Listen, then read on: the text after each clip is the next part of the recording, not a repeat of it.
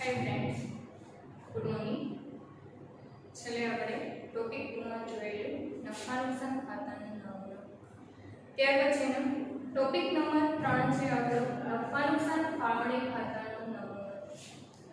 ભાગીદારી પેઢીના વાર્ષિક હિસાબોમાં ત્રીજું ખાતું આવે છે એ નફા નુકસાન ફાળવણી ખાતું।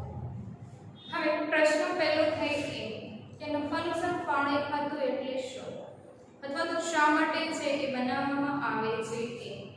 तो नफा नुकसान फाळवणी खाતું એટલે કે ભાગીદારી પેઢીના વર્ષના અંતે વેચણી પાત્ર નફો કે વેચણી પાત્ર ખોટ જાણવા માટે જે ખાતું તૈયાર કરવામાં આવે તો એને નફા નુકસાન ફાળવણી ખાતું કહેવામાં આવે છે।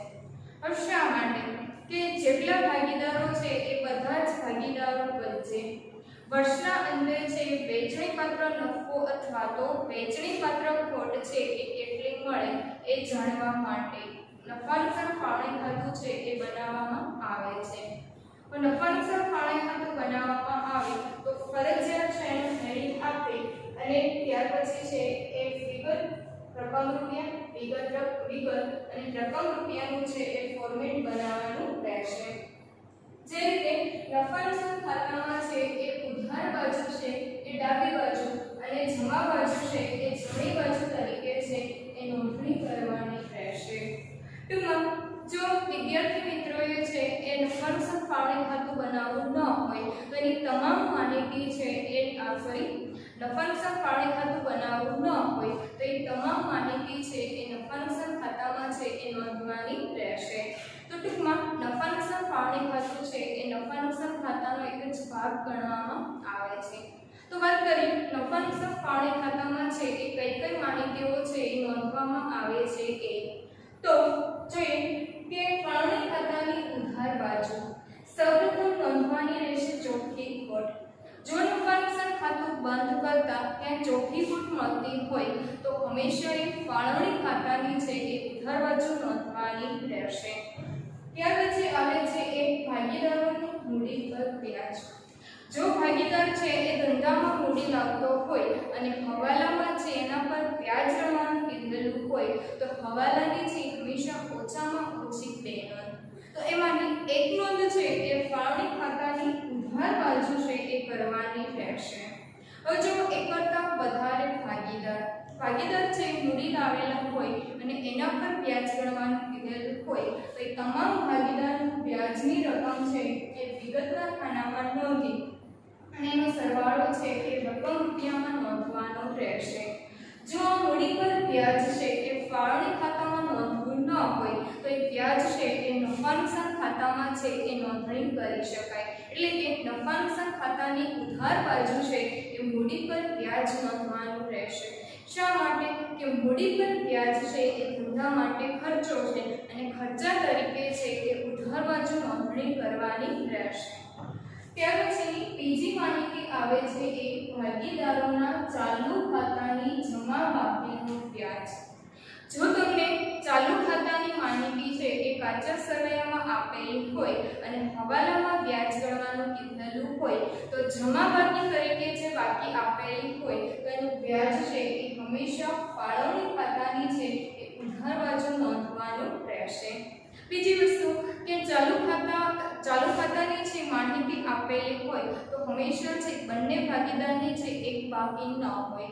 એટલે એનો અર્થ એવો થયો કે કાં તો ઉધાર બાકી હોઈ શકે અને બીજા ભાગીદારની છે એ ત્યાં જમા બાકી હોઈ શકે।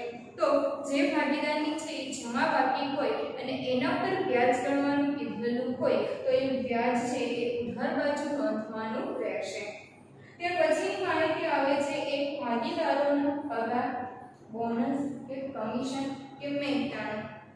એટલે ભાગીદારી પેઢીમાં છે કોઈ ભાગીદારને તેના કાર્યના બદલામાં છે એ પેઢી દ્વારા કોઈ પગાર આપવામાં આવતો હોય અથવા તો કમિશન આપવામાં આવતું હોય અથવા તો મહેનતાણું કે એનો પગાર જે આપવામાં આવતો હોય તો એ પેઢી માટે છે ખર્ચો ગણાય અને ખર્ચા તરીકે છે ઉધાર બાજુ નોંધણી કરવાની રહેશે। એટલે ટૂંકમાં પગાર છે ભાગીદારનો છે પેઢી માટે ખર્ચો અને ભાગીદાર માટે છે આવક ગણાય। તો અહીંયા ફાળવણી ખાતું છે પેઢીને અનુલક્ષીને બનાવવામાં આવતું હોવાથી ભાગીદારનો પગાર છે એ ઉધાર બાજુ નોંધવાનો રહેશે।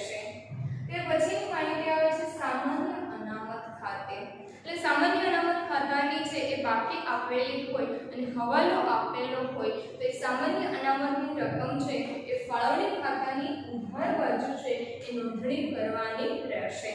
તો ટૂંકમાં આટલી માહિતી છે એ ફાળવણી ખાતાની ઉધાર બાજુ છે એ નોંધવાની રહેશે। હવે ત્યાર પછી જોઈએ કે જમા બાજુ છે એ કઈ માહિતી છે એ નોંધવામાં આવે છે તે।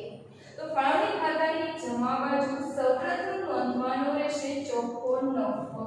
તો આગળ આપણે જોઈ ગયા કે નફા નુકસાન ખાતું બંધ કરતા જો જમા બાકી મળતી હોય તો પેઢીનો ચોખ્ખો નફો ગણાય અને ચોખ્ખા નફાની રકમ છે એ ફાળવણી ખાતાની જમા બાજુ છે એ નોંધવાની રહેશે। જો નફો મળતો હોય તો એ નોંધ કરવાની રહેશે અને જો ખોટ મળતી હોય તો ફાળવણી ખાતાની ઉધાર બાજુ છે એ નોંધવાની રહેશે। ત્યાર પછી આવે છે કે ભાગીદારોના ઉપાડ પર વ્યાજ। કોઈ પણ ભાગીદારે જે ઉપાડ કરેલો હોય તો એના બદલામાં વ્યાજની છે એ ત્યાં ચૂકવણી કરવામાં આવે તો ઉપાડ પર વ્યાજ છે એ પેઢી માટે છે એ આવક ગણાય ઉપજ ગણાય તો ઉપજ તરીકે છે એ ફાળવણી ખાતાની જમા બાજુ છે એ નોંધણી કરવાની રહેશે। જ્યારે ભાગીદાર માટે છે એ ઉપાડ પર વ્યાજ છે એ ખર્ચો ગણાય તો ખર્ચા તરીકે પછીના જે ભાગીદારના મૂડી અથવા ચાલુ ખાતું બનાવવામાં આવે તો એની ઉધાર બાજુ છે એ નોંધણી કરવાની રહેશે। હવે આને અનુલક્ષીને ચેપ્ટર નંબર 1 માંથી તમને એમસીક્યુ પૂછાય છે જે બોર્ડ 2018 માં પૂછાયેલું છે કે ભાગીદારોના ઉપાડ પર વ્યાજ આપેલું હોય તો એ પેઢી માટે શું ગણાય તો ફાળવણી ખાતા પરથી તમે કહી શકો કે અહીંયા ઉપાડ પર વ્યાજ છે એ જમા બાજુ નોંધવામાં આવતું હોવાથી જમા હોય હંમેશા ઉપજ હોય અને ઉપજ તરીકે છે એ ત્યાં નોંધણી કરવામાં આવે। તો ટૂંકમાં ભાગીદારોના ઉપાડ પર વ્યાજ પેઢી માટે કીધેલું હોય તો હંમેશા ત્યાં વ્યાજ છે એ આવક ગણાય અને આવક તરીકે છે એ નોંધણી કરવાની રહેશે। ત્યાર પછી આવે છે એ ભાગીદારોના ચાલુ ખાતાની ઉધાર બાકીનું વ્યાજ એટલે કે કોઈ પણ ભાગીદાર હોય તો એ ભાગીદારને કાચા સરવૈયામાં ઉધાર બાકી આપેલી હોય અને હવાલામાં વ્યાજ ગણવાનું કીધેલું હોય તો વ્યાજ છે એ હંમેશા ફાળવણી ખાતાની જમા બાજુ છે એ નોંધણી કરવાની રહેશે। શા માટે કે ઉધાર બાકીનું વ્યાજ હોય તો એ પેઢી માટે છે આવક ગણાય અને આવક તરીકે છે એ જમા બાજુ નોંધવાનું રહેશે। હવે તમામ માહિતીઓ છે એ જમા બાજુ નોંધ્યા પછી ફાળવણી ખાતું છે એ કરવાનું રહેશે બંધ કરતા જો ફાળવણી ખાતાની જમા બાકી મળે એટલે કે જમા બાજુનો સરવાળો છે એ વધારે મળે તો તફાવતની રકમ છે એ ઉધાર બાજુ નોંધવાની રહેશે। ઉધાર બાજુ નોંધતા વિગતમાં છે સામે નોંધવાનું રહેશે ભાગીદારના મૂડી કે ચાલુ ખાતે। એટલે એનો અર્થ એવો છે કે ફાળવણી ખાતું બંધ કરતા જમા બાકી તરીકે છે એ ભાગીદારોને અહીંયા વેચાઈ પાત્ર નફો મળે અને આ નફો છે પછીના ખાતા એટલે ભાગીદારના મૂડી કે ચાલુ ખાતું બનાવવામાં આવે તો એની જમા બાજુ છે એ નોંધણી કરવાની રહેશે। બીજી વસ્તુ કે આ જે વેચાઈ પાત્ર નફો મળે તો ધંધામાંથી જેટલા ભાગીદારો હોય એ બધા જ ભાગીદારો વચ્ચે તેનું નફા નુકસાનનું પ્રમાણ આપેલું હોય તો એ નફા નુકસાનના પ્રમાણમાં છે એ વેચણી કરવાની રહેશે। જો નફા નુકસાનનું પ્રમાણ છે આપેલું ન હોય તો તેવા સંજોગોમાં ચેપ્ટર નંબર 1 માં આપણે જોઈ ગયા કે ભાગીદારનો નફો આપેલો ન એટલે કે નફાનું પ્રમાણ આપેલું ન હોય તો તેવા સંજોગોમાં છે સરખા પ્રમાણમાં છે એ નફો વેચવાનો રહેશે। તો જો તમને છે કે ત્યાં નફો આપેલો હોય એટલે કે નફાનું પ્રમાણ આપેલું હોય તો એ પ્રમાણમાં છે આ નફો વેચવાનો રહેશે અને જો પ્રમાણ આપેલું ન હોય તો હંમેશા સરખા પ્રમાણમાં છે એ વેચણી કરવાની રહેશે। હવે બંધ કરતા જો ઉધાર બાકી મળતી હોય તો ફાળવણી ખાતાની ઉધાર બાકી મળે એટલે એનો અર્થ એવો છે કે ઉધાર બાજુનો સરવાળો છે એ વધારે મળતો હોય તો તફાવતની રકમ છે એ જમા બાજુ નોંધવાની રહેશે। જમા બાજુ નોંધતા વિગતમાં સામે નોંધવાનું રહેશે ભાગીદારના મૂડી કે ચાલુ ખાતે। મૂડી કે ચાલુ ખાતે એટલે એનો અર્થ એવો છે કે વેચણી પાત્ર ખોટ છે એ પછીના ખાતામાં છે એ નોંધવાની રહેશે અને ખોટ છે એ નુકસાન ડેટા ખર્ચો અને ખર્ચો છે એ હંમેશા ભાગીદારના મૂડી કે ચાલુ ખાતે છે એ ઉધાર બાજુ નોંધવાનો રહેશે અને નફા નુકસાનનું પ્રમાણ આપેલું હોય એ પ્રમાણમાં છે એ વહેંચણી કરવાની રહેશે। ત્યાર પછી ચોથું ખાતું આવે છે એ ભાગીદારના મૂડી અથવા ચાલુ ખાતા। ભાગીદારને બે પદ્ધતિએ છે એ ખાતા રાખે છે। એમાંની પહેલી પદ્ધતિ છે એ આપણે જોઈ ગયા કે સ્થિર મૂડી ખાતાની પદ્ધતિ। બીજી પદ્ધતિ આવે છે કે અસ્થિર મૂડી ખાતાની પદ્ધતિ। આ બંને પદ્ધતિનો અભ્યાસ છે એ આપણે ચેપ્ટર નંબર 1 માં જોયેલો।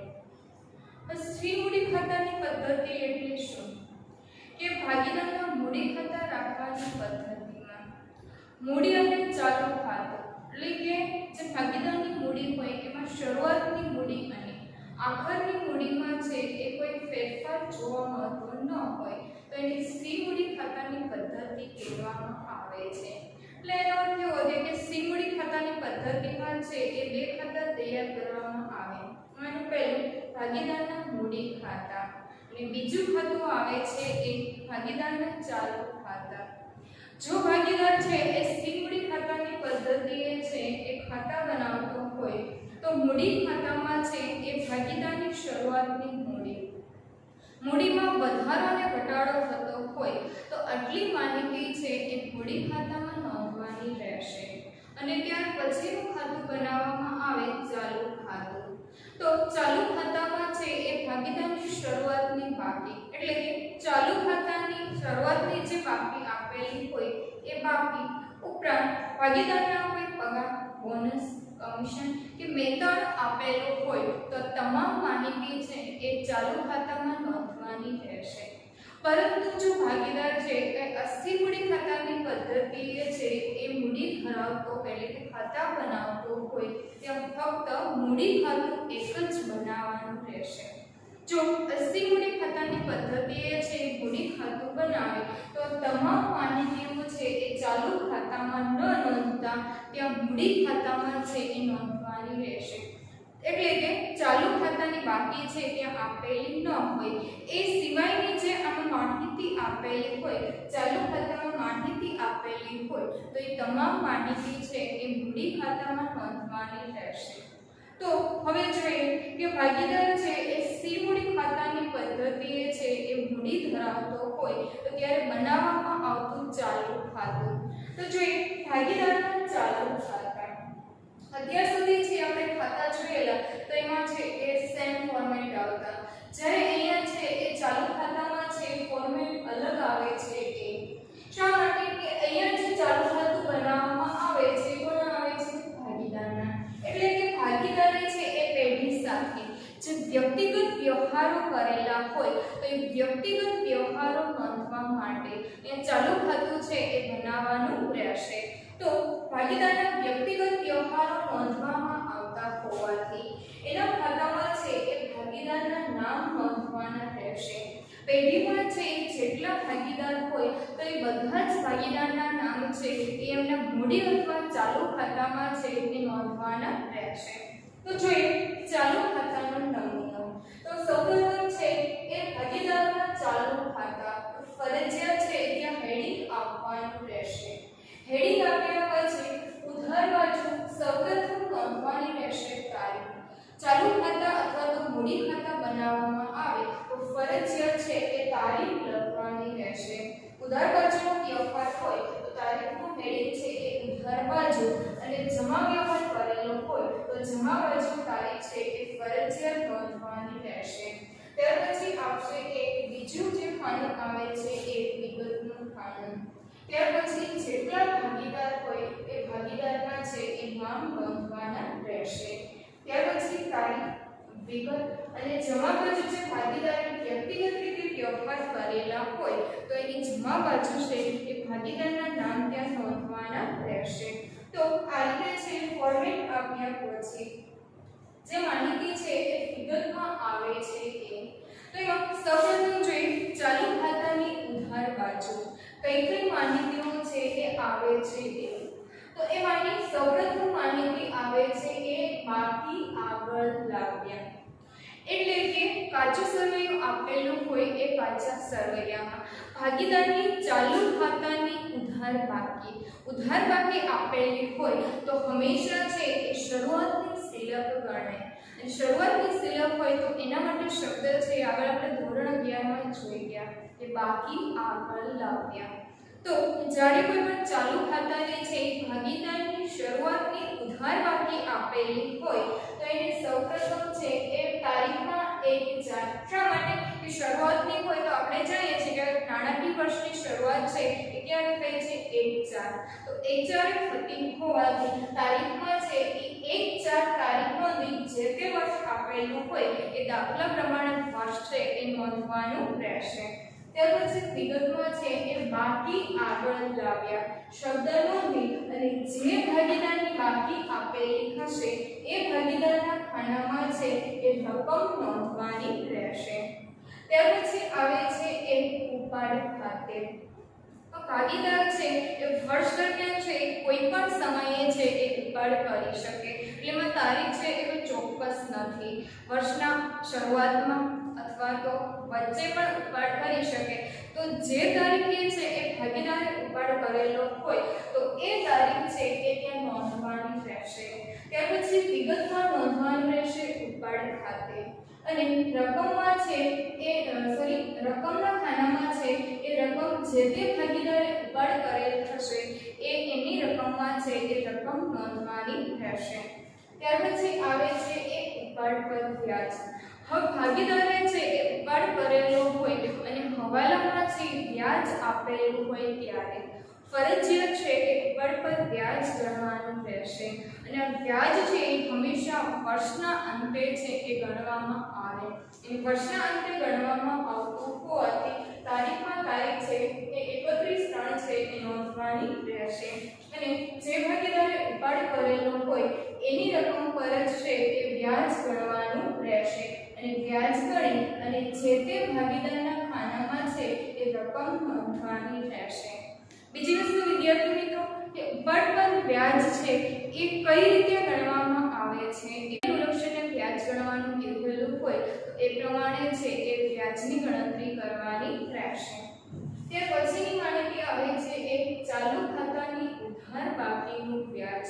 ભાગીદારની છે એના જે શરૂઆતની બાકી આપેલી હોય અને ઉધાર બાકી આપેલી હોય અને હવાલામાં છે એનું વ્યાજ ગણવાનું કીધેલું હોય તો ફરજિયાત છે એનું વ્યાજ ઉધાર બાજુ છે એ નોંધવાનું રહેશે.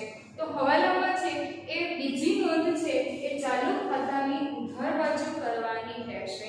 પ્રથમ નોંધ છે એના આગળના ખાતામાં આપણે જોઈ ગયા કે ફાળવણી ખાતું બનાવવામાં આવે તો પ્રથમ નોંધ છે એ ફાળવણી ખાતાની છે એ જમા બાજુ કરવાની રહેશે. ત્યાર પછી આવે છે કે વહેંચણી પાત્ર ખોટ. એટલે કે ભાગીદારનું છે ફાળવણી ખાતું બંધ કરતા જો ઉધાર બાકી મળે તો તફાવતની રકમ જમા બાજુ અને વિગતમાં આવે વહેંચણી પાત્ર ખોટ. તો જો ફાળવણી ખાતામાં છે ખોટ મળતી હોય તો એ ચાલુ ખાતાની ઉધાર બાજુ છે એ નોંધવાની રહેશે. હવે ઉધાર બાજુની છે એ તમામ માહિતી જોયા પછી જોઈએ જમા બાજુ છે એ કઈ માહિતીઓ છે એ નોંધવામાં આવે છે તો એમાં સૌપ્રથમ નોંધવાનું રહેશે ચાલુ ખાતાની જમા બાકી. કાચા સરવૈયામાં છે એ તમને ચાલુ ખાતાની છે ભાગીદારની જમા બાકી આપેલી હોય તો હંમેશા જમા બાજુ છે એ શરૂઆતની સિલક તરીકે છે એ નોંધણી કરવાની રહેશે. જે ભાગીદારની છે એ જમા બાકીની રકમ આપેલી હોય તો એના ખાનામાં છે એ રકમ નોંધવાની રહેશે. ત્યાર પછીની માહિતી આવે છે એ મૂડી પર વ્યાજ. ભાગીદારે છે એ ધંધામાં મૂડી તરીકે રકમનું છે રોકાણ કરેલું હોય અને હવાલામાં વ્યાજ ગણવાનું કીધેલું હોય ત્યારે ફરજિયાત છે એ ભાગીદારની મૂડી પર છે એ હવાલાનું વ્યાજ ગણવાનું રહેશે. તો હવાલા તરીકે છે બીજી નોંધ કરવાની રહેશે ચાલુ ખાતાની જમા બાજુ. શા માટે કે મૂડી પર વ્યાજ છે એ ભાગીદારો માટે આવક હોવાથી એના ખાતે છે એ જમા બાજુ નોંધણી કરવાની રહેશે. ત્યાર પછી આવે છે કે ચાલુ ખાતાની જમા બાકીનું વ્યાજ. જે ભાગીદારની છે એ જમા બાકી આપેલી હોય એના પર છે વ્યાજ છે એ જમા બાજુ નોંધવાનું રહેશે. ત્યાર પછી માહિતી આવે છે કે ભાગીદારના પગાર, બોનસ, કમિશન કે મહેનતાણા.